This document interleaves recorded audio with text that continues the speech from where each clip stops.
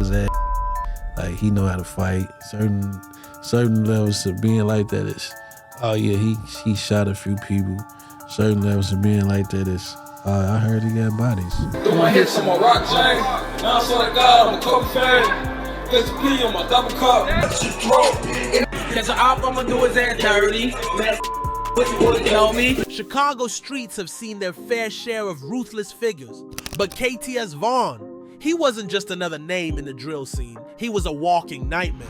It's a hood still, that's KTS, you feel me? That's Vaughn and Dre and they, you know what I'm saying? They the creators of.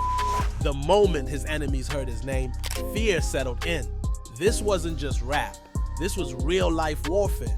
The ops knew it, the city knew it. We like, I think that's the ops. They came in there, I'm thinking they come to clap, cause that's what they do, that's what they was known for real. And when the truth finally came out about how deep his savagery ran, it shook everybody to the core.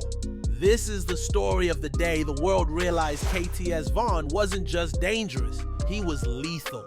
Drill rap and gang life each come with their own dangers, but when you mix the two, things get even crazier. That's exactly the kind of life KTS Vaughn lived. He was a well-known name in Chicago's drill rap scene, and a feared gang member at the same time. Bitch from the purge, when the Glocks load up. Chicago streets have always been violent, but KTS Vaughn was a name that carried real fear. His reputation wasn't just built on lyrics or social media threats, it came from the brutal way he handled his enemies. Vaughn was known for taunting his enemies online, calling out rival gangs, and making sure they knew he wasn't afraid of them. Gang.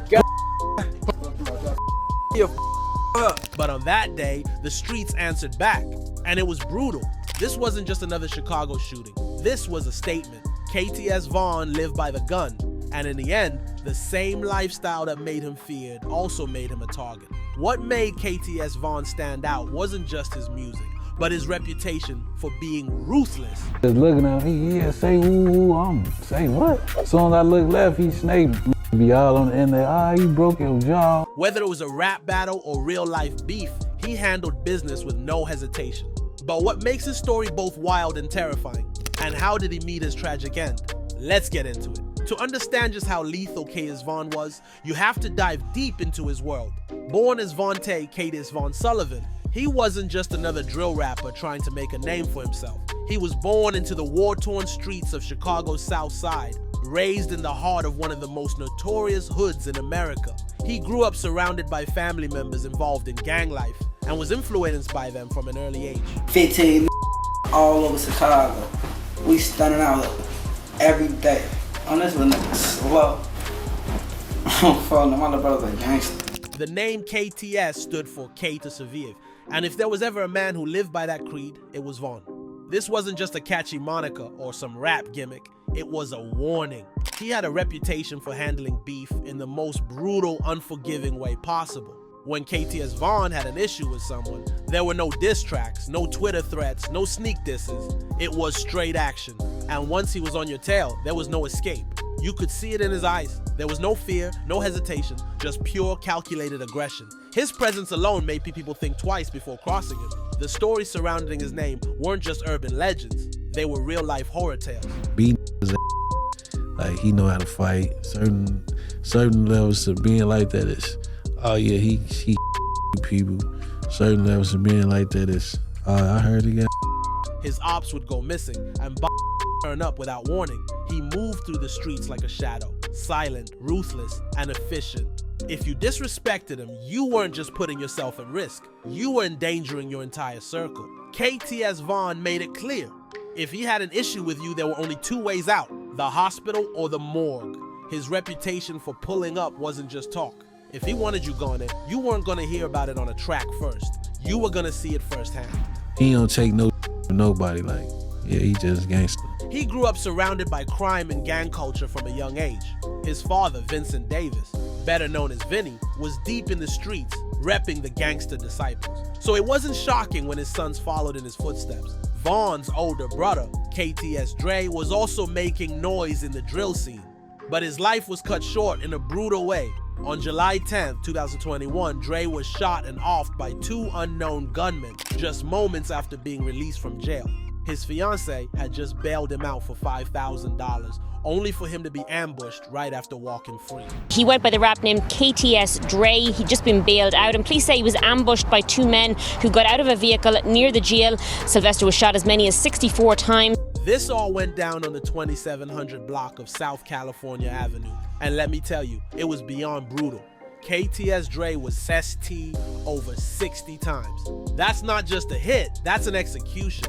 It was straight up inhumane. Nobody really knows who was behind it or why he was targeted, but if you ask anybody, it was probably one of these three reasons. He might have snitched, it could have been a drug deal gone bad, or most likely, it was revenge. You need to leave the city, unless they gonna get you. Dre's MDR happened almost 6 years after the death of his brother, KTS Vaughn. The family had already been through tragedy, and this just added to it. Now KTS Vaughn wasn't an only child. He had 3 brothers, Vinnie and KJ, plus Dre. Vaughn and Vinnie had the same mother, while Dre and KJ were their half-brothers. But no matter how they were related, one thing was for sure. All of them were deep in gang life. It's a hood still, that's KTS, you feel me? That's Vaughn and Dre that made that shit, you feel what I'm saying? They the creators of that. Vaughn was also cousins with Isaiah Walker, aka Zico, another name in the streets. Zico was part of 051 Young Money, another wild set in Chicago, but he didn't make it past 18. He got into it with someone at a McDonald's on September 27, 2008, and things escalated fast. He was shot multiple times and died the next day. Vaughn never forgot Zico, and in his 2015 song Kira Survived, he rapped, "Lost my mind ever since they took Zico." KTS Vaughn himself was repping K to Survive, KTS, a smaller gangster disciple set. Members throw KTS in their names or go by Cutthroat to show affiliation. This gang was originally formed by Lakeside members, and their biggest ops, NLMB, a much larger and well-known gang that has big names like G Herbo and Lil Bibby as members. Cash out till I pass out, got a couple trues on. In the game, thing hold, scream my name, I ain't even there. But Vaughn? He was fully locked into the streets. He wasn't just doing petty crime, he leveled up fast, from robberies and fights to full-on MS. He was known as a cold-blooded KR, and he didn't hesitate to let it be known.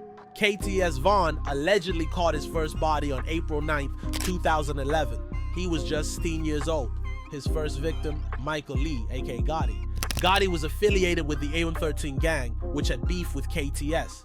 Taking out a rival was a power move. It sent a message. And that's probably exactly what was running through Vaughn's mind as he went out hunting that night. According to reports, Gotti was chilling in his car on the 5500 block of South King Drive late on a Saturday night. What was he doing there? That part is a mystery. Maybe he was waiting for a friend. Maybe he was plotting on someone himself. Either way, he never saw what was coming. Out of nowhere, a car pulled up next to him. Inside, KTS Vaughn. Without hesitation, Vaughn pulled out his gun, aimed, and shot Gotti straight in the head. Gotti was rushed to Stroger Hospital, but there was no saving him. He was pronounced dead moments later. For Vaughn, this was a defining moment. He had officially taken his first life. And not just anyone, it was a rival gang member, a statement, a warning. And KTS Vaughn, he wasn't the type to stay quiet about it.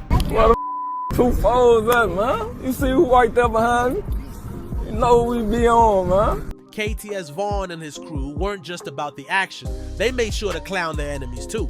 After Gotti got taken out, they went on social media mocking his death, making sure the pain hit even harder. To add insult to injury, they even printed shirts that said, "Don't go Gotti." That phrase caught on fast, becoming a signature among KTS members. Vaughn himself posted on Twitter on July 9th, 2012, "Catch him lacking, getting Scotty, now he Gotti, that's a body. Howard's don't go Gotti."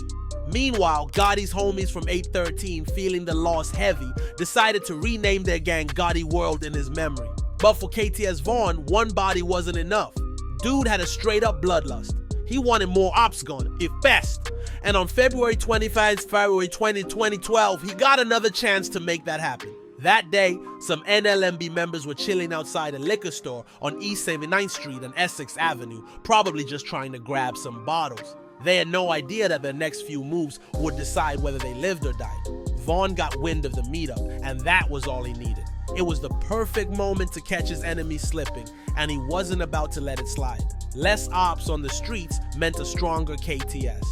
and Vaughn was on a mission. These no limbs, man. These are no limbs. They rolled past the window first while we was in there. They peeped the scene we like, damn, I think that's the house. They came in there, I'm thinking they come to clap. KTS Vaughn pulled up on the block around 6:20 in a beige colored whip and let the bullets fly from inside the car. Bodies dropped. Chaos broke out.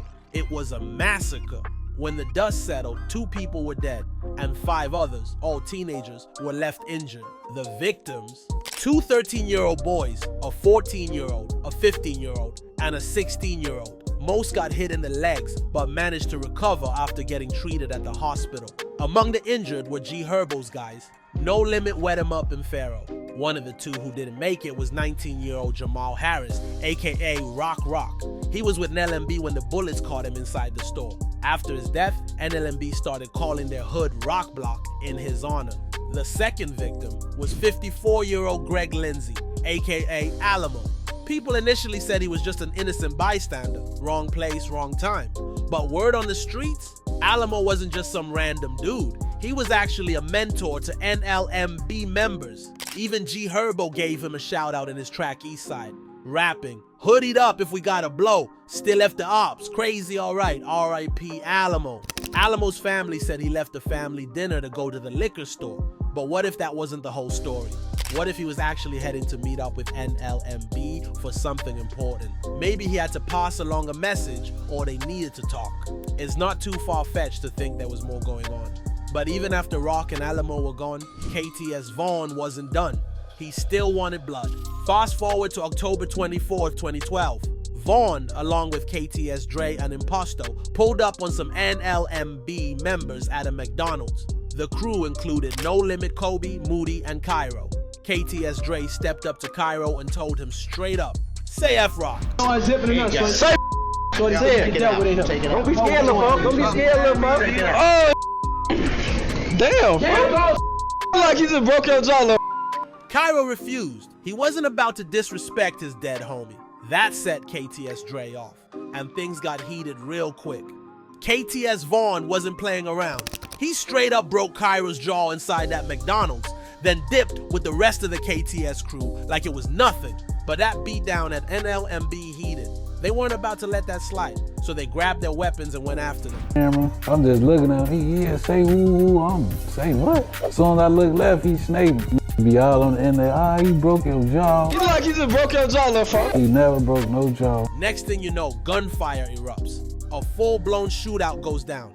KTS and Imposto caught a bullet to the arm. But the wildest part, Vaughn caught the whole thing on camera, laughing while bullets were flying. Dude was really about that life. You like he just broke your jaw, little fuck. What, you came out turned up? Less than a week after the McDonald's incident, KTS was already plotting their next move. This time, they had their sights set on Big Loss, 33-year-old Alexander Carlos, a respected OG with 4 kids. KTS Vaughn and his blood brother Vinnie pulled up on him right outside his home on South Escanaba Avenue. It was around 10:30 a.m., broad daylight, no masks, no hesitation. They walked it up and lit him up, hitting him multiple times in the back before disappearing on foot. Fast forward to the following year, May 25th, and Vaughn had already racked up his 5th body. This time, his target was an 18-year-old Sircon City gangster named Pharaoh Denard. Pharaoh was just taking the trash out, completely unaware that KTS Vaughn and his crew were already on the hunt. They were driving around, looking for anyone lacking, and unlucky for Pharaoh, they spotted him. Dude had no idea what was coming. As he walked down the alley with the garbage, a car suddenly pulled up beside him. Before he could react, Vaughn hopped out and let off 8 shots straight to the head. Yeah, you heard that right. 8 shots to the dome. Vaughn made sure there wasn't much left of Pharaoh's face. Cold-blooded, KTS Vaughn was ruthless. No filter, no empathy, no regrets. After putting 8 shots into Pharaoh's head, he didn't just leave it at that. About a month later, he hopped on Twitter and posted, "Pharaoh from Seacon, new name, fried face." Straight up disrespectful. That post cut deep, especially for Pharaoh's foster father, who had raised him since he was just 2 years old. But it was Pharaoh's ex-girlfriend who really snapped back. She fired off a tweet aimed directly at Vaughn saying, "Disrespectful B, I can't wait to catch you. We're gonna make sure you don't get a funeral. F you and all your dead NSB." Vaughn? He wasn't fazed. He clapped back immediately with, "B, You know Fiara caught face as LBS. This wasn't just internet beef. This was real.